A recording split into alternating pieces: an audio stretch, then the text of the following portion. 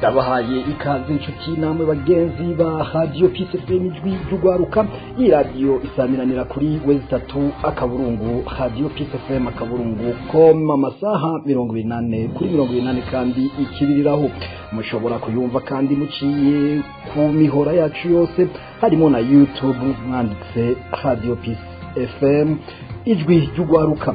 Turi kwigenekerezo rya 19 munyonyo umwaka wa 2024. Amakuru twabateguriye akaba hanini ashamikiye kuri zino ngingo nkuru.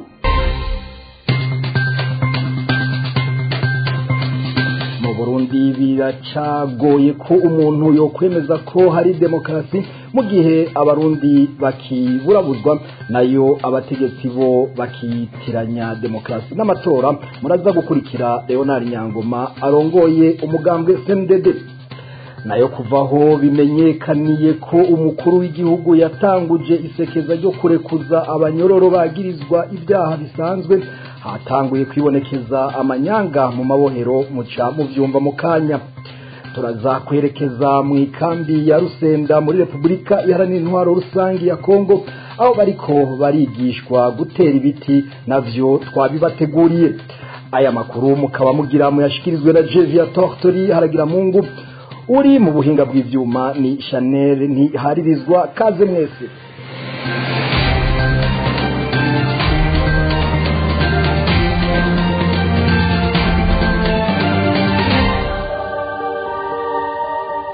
Ipromisanze ari mbi canke yatsinze amatora, yatsinzwe mu matora gacuzo kagira kumbure bibi bisumbirije ivyo iprone yaho rigira nije novuga ko ari bibi bisumbirije. Mugabo Frode yatwaye amezi 3. Nonga gatoye yatwaye amezi 3 ubutegetsi bwa gisirikare burayitembagaza. Ndafise itangazo nari ndavuga ati kuvubu zambo ntari guciriyemo warumba rero bivuga nakure turaheza ubonte kajenga heza nakwitonde warumba rero ngo mvuge basi banda aho gwe ntiwosanga kabivuga sinari ndaguhaye ijambo sije ndanarikanga ngaha.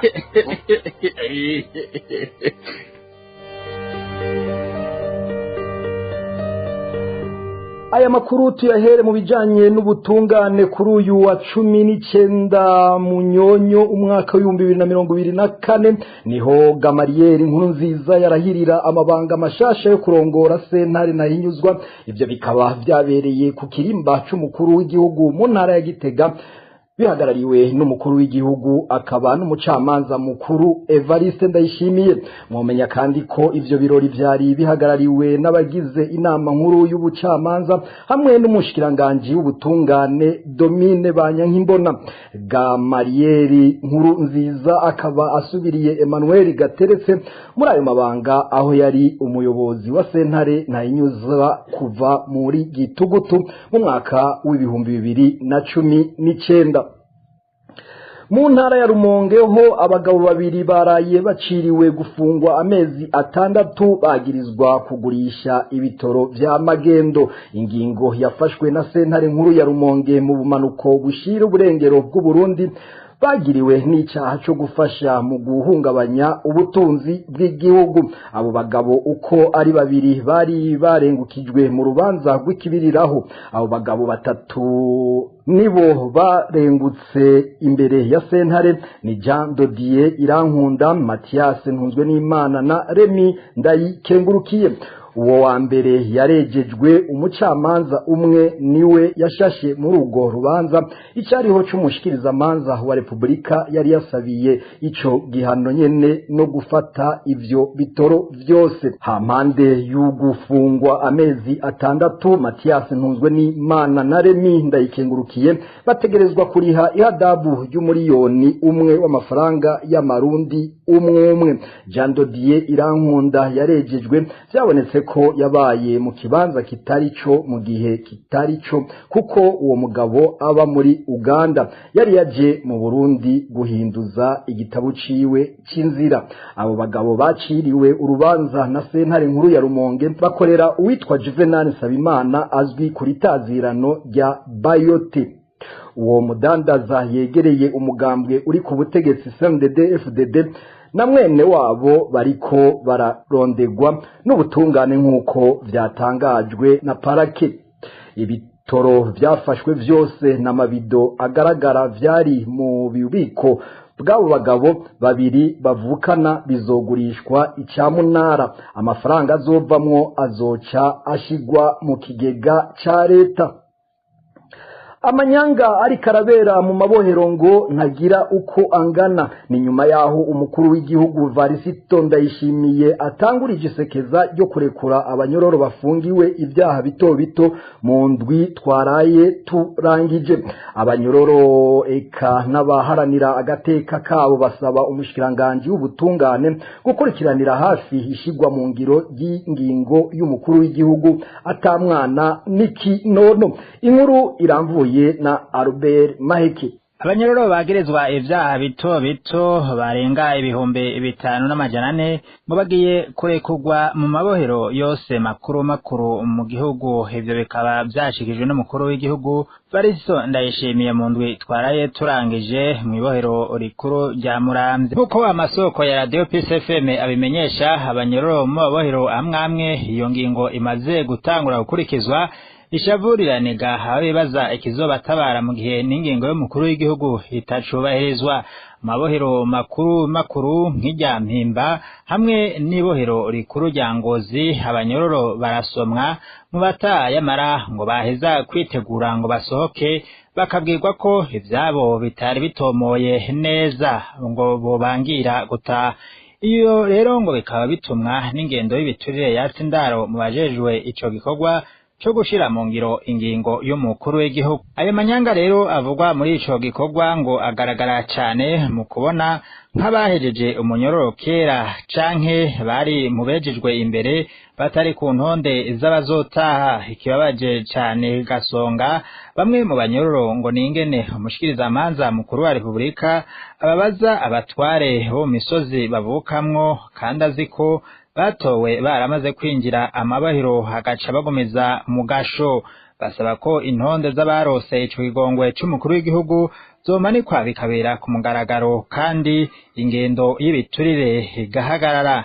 Nayo abaranira agateka ka muntu n'akabanyororo basaba umushiranganje w'ubutungane gusuzuma neza abajejwe gushira mu ngiro iyo ngingo y'umukuru w'igihugu kugira ntihagire uguma mu munyororo kandi vyitwa ko yarekuwe. Basaba kandi ko n'abanyororo bandi nk'abagirizwa ivyaha vya politike botezurirwa, kanatsinda bobo ngo basanzwe bafunzwe bazira ivyiyumviro vyabo n'intebe ishushe bakorewe n'umugambwe uri ku butegetsi. Twabibutsa ko iyo ngingo ya Varisito Ndayishimiye itekanya kurekura abanyororo barenga 5,400 mu mabohero makuru agera kuri 11 hari mu gihugu c'u Burundi.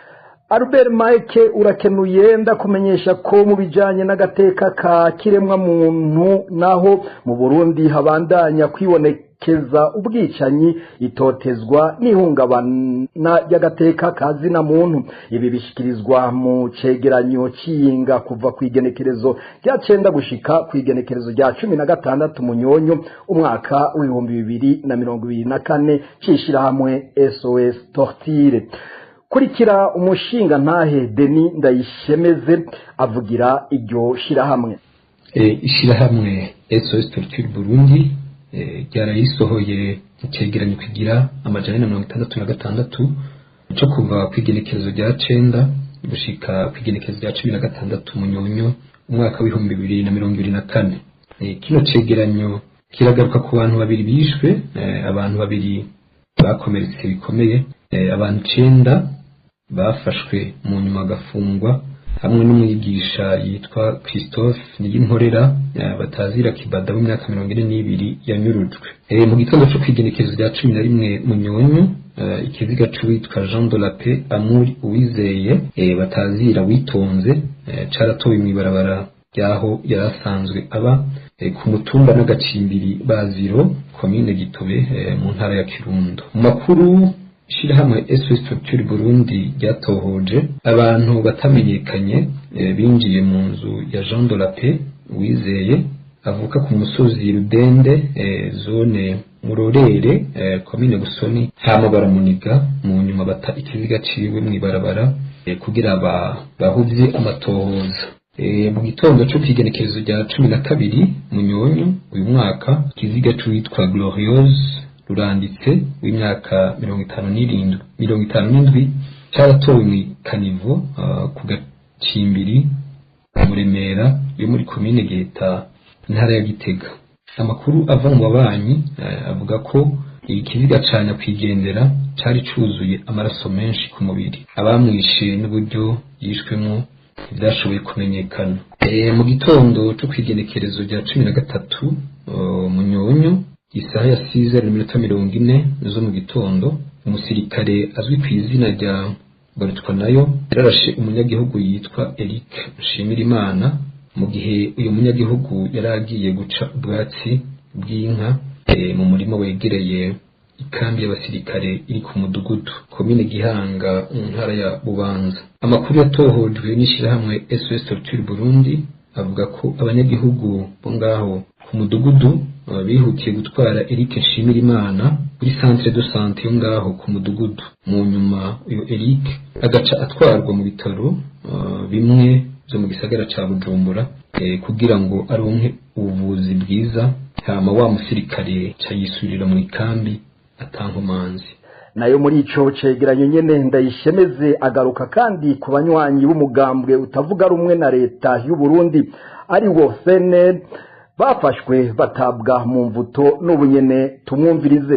Kwigenekerezo rya 10 Munyonyo, abanywanyi 6 b'umugambwe CNL umushinga amateka Agaturwasa barafashwe na Mpawe n'Imana Juma komiseri kominal wa police muri komine Kinyinya intara ya Ruyigi, hama bapakizwa ku mamoto baja gufungirwa mu gashoka komine Kinyinya. Amakuru ava ikinyinya avuga ko ari imbonera kureza hamagaye komiseri kominal w'ikinyinya zimubwira ko hari abanywanyi b'umugambwe CNL bari kubakora inama itemewe.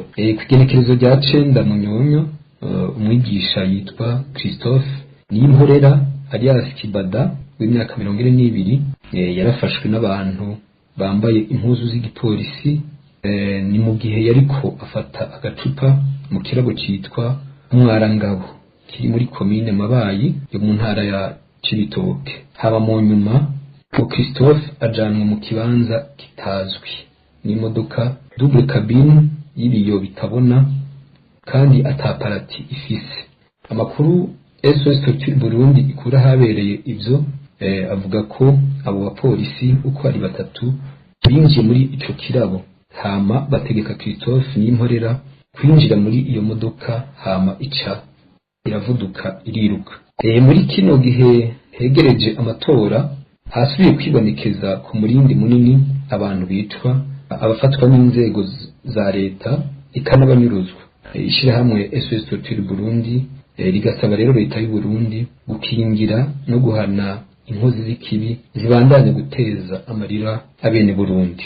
Uwo akaba yari Ndayishemeze Denis ajejwe igisata cyo kumenyesha makuru mwishirahamwe SOS Torture.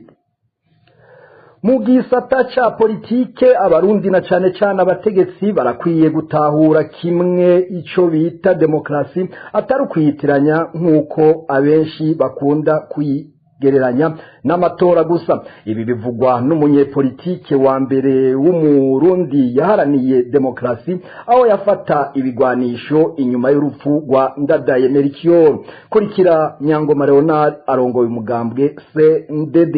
Ikibazo cerekeye demokrasi mu Burundi ni ikibazo nkoramutima koko, kuko benshi bakunda kwitiranya demokrasi n'amatora. Sivyo, murabona mu bihugu byinshi baratora mugabo nta demokrasi tubona ishira imbere umunyagihugu, tubona ishira imbere iterambere ry'igihugu. None demokrasi ni iki? Twoshimikira ku matora ko ariyo demokrasi, aho niyo bari demokrasi. Demokrasi rero demokrasi mu by'ukuri ndakunda kubisigura yubakiye ku nkingi bibiri zihambaye. Imwe ibuze demokrasi irayumba, irayumva iratirigana inzu idafise inkingi zikwiye irahenuka. Hariho demokarasi twavuga yerekeye politike n'izi tubona ziri mu bihugu by'Iburaya byo mu burengero ibi byo by'amatora, maze bagakora ibishoboka byose haba amatora hatunganywa amatora atagitsure n'igikenye n'agahotoro ataburyarya burimwo, ariko biragoye kuko iyo ni demokarasi ishira imbere abatunzi, ugahura ni umwe wamugaruka ku butegetsi naho bahindure bakita amazina yandi. Uzoraba no mu nama nshingamateka zabo haba ngaha mu Faransa canke ahandi, ntuzobona yuko koko abanyagihugu baserukiwe. Abanyagihugu bateza kwiserukira mu nama nshingamateka. Ngaha iwacu ubona harimo abanyagihugu babirimizi n'aborozi bangahe mu nama nshingamateka canke inzego z'amateka nta bariyo, ni bake, bari ku ruci cane. Abanyakazi basanzwe abarimu bato abaforomo batezo kugira baserukira ngaho. Narashimye umugambi umwe mu Bufaransa wazanye umuntu akora akubura kandi yafashe ijambo rarivuga mu nama nshingamateka. Inkingi igira kabiri rero ni demokarasi ishingiye ku by'ubutunzi n'imibano. Kubw'uyu yahoze ari umushingamateka abona ko ata demokarasi na gato mu gihe abanyagihugu barara rubunda bishwe n'inzara n'ayandi mabi. n'ubu nyene tumwumvirize. Uzovuga ngo hajya mu cya gihugu hariho demokarasi igihe abanyagihugu barara rubunda badafite aho bakika umusaya, igihe abanyagihugu bashonje nk'uko tubibona mu Burundi, igihugu abanyagihugu bakenye cyane nk'uko tubibona mu Burundi, abanyagihugu badashobora kwiyunguruza, igihe akunda kenshi kuba hari mu banyagihugu kugira ntibashobore guserura ibyo bagona. Aho nta demokarasi nyakuri iriho, nta demokarasi iriho. Demokarasi rero kandi si demokarasi ku rugero rw'igihugu, ni demokarasi no mu masosiyete, no ku mutumba n'ihera, no mu makomite, no mu miryango niho ihera. Demokarasi ivuga yuko igihugu kirimo demokarasi cyane sosiyete irimo demokarasi, ingingo zose zifatwa na benshi. Ikindi bazifata bishobora guca mu matora, bishobora guca mu yindi nzira. Nicyo gituma novuga yuko iwacu kera imbere y'uko abazungu baza hariho demokarasi. Umwami ntiyafata ingingo atumvirije abashingantahe. Kenshi Ubushinwa bakoresha iyo demokarasi. Demokarasi rero ni demokarasi izana iterambere cyane cyane yubakiye kuri iyo ngingi ya kabiri y'ubutunzi n'imibano, ivuga isabikanya ry'ubutunzi bw'igihugu. Dukubitije amaso aho tugeza ku isi, nta kizana ntibazoyibaha ku isahani, iraharanirwa gose biciye mu nzira nyinshi, biciye abantu bakaja mw'ibarabara bakiyamiriza ubutegetsi bubacura bufuni na buhoro, n'ubutegetsi bukagira igitsure. Mwarabonye muri Kenya mu minsi iheze gena abanyagihugu bagiye mw'ibarabara kubera itegeko ubutegetsi bwariko burazana ngo baritore mu nama nshingamateka, itegeko risubiza inyuma imibereho y'abanyagihugu. Abanyagihugu baragiye mw'ibarabara kandi n'ubu ntibaraheza gushikaho Perezida Ruto asokora agahindura iryo tegeko. Uwo akaba yari Nyangoma Leonard yahoze ari umushingamateka, akaba arongoye umugambwe CNDD. Mu mpunzi naho mu ntumbero yo gukingira ibidukikije, inama y'abaserukira abandi mu mpunzi bamwe mu bagize ishirahamwe ryo gukingira ibidukikije bagira inama n'ishirahamwe rya Ede mu gisata cy'ibidukikije bafatanije n'igisata cya leta ya Kongo cita ku mutekano w'impunzi CNR, mu ntumbero yo guhamagarira impunzi gutera ibiti. na rijya akarere ka Rusenda ari kamwe mu turere twari dufise ibiti byinshi imbere y'uko impunzi zihashika, ariko ubu akaba atagiti kirangwa hafi y'iyo kambi. byinshi na Metusera Irabaruta. Nkuko byashikirijwe na Bwana Ibrahim asanzwe akorera mu gisata cyo gukingira ibidukikije mu ishyirahamwe rya AIDS, amenyesha ko akarakaryo keza k'ishyirahamwe rya HCR mu gusubiza ibiti vyatemaguwe n'impunzi mu gutera ibindi. Muri iyo nama akaba yaboneyeho akaryo ko kwibutsa impunzi akamaro k'ibiti. Kurikira Ibrahim aho yariko asobanurira impunzi zo mu ikambi ya Rusenda intumbero nyamukuru yo gutunganya iyo nama n'akamaro k'ibiti. Inavutia mvua, ibiti biduha imvura, akayaga keza, bidufasha guhemuka neza, bikanarinda ukugomagurika kw'imisozi. Muravye ikambi yacu ya Rusenda buri mwanya muramubona imanga hirya no hino, nivyo vyiza ko bohatera ibiti hose bishobora kongereza n'intabire kama mu ndimo. Ari nayo ntumbero nyamukuru y'ishyirahamwe rya HCR kugira isi nk'icya kanovera. rutuba isimalizike.